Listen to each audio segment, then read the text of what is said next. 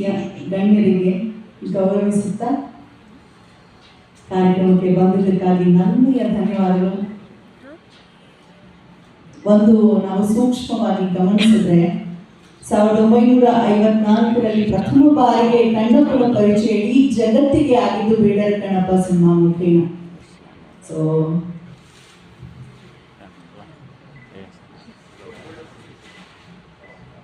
ವಿಶ್ವಮಂಚು ಅವರು ಕೂಡ ಧನ್ಯವಾದಗಳನ್ನ ಸಮರ್ಪಿಸ್ತಾ ಇದ್ದಾರೆ ಶಿವಣ್ಣ ಕಾರ್ಯಕ್ರಮಕ್ಕೆ ಆಗಮಿಸಿದ್ದಕ್ಕಾಗಿ.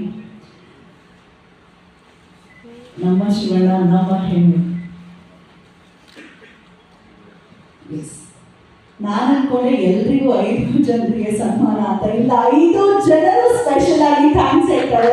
ಬಹುಶಃ ಯಾವುದೋ ಒಂದು ವೇದಿಕೆಯಲ್ಲಿ 5 ಶೋರು ಅಟ್ ಎ ಟೈಮ್ ಹೀಗೆ ಗೌರವ ಸ್ವೀಕರಿಸ್ತಿರುವಂಥದ್ದು ನಾನು ಪ್ರಥಮ ಬಾರಿಗೆ ನೋಡ್ತಿರುವಂಥದ್ದು.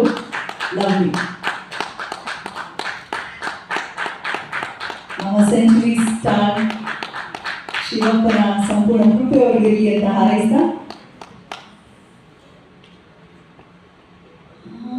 ಅದೇ ಅನ್ಕೊಂಡೆ ಶಾಲು ತಿರುಪತಿಗೇನೋ ನಂಟಿದ್ದ ಹಾಗೆ ಅನ್ನಿಸ್ತಿದೆ ಅಲ್ವಾ ಅಂತ.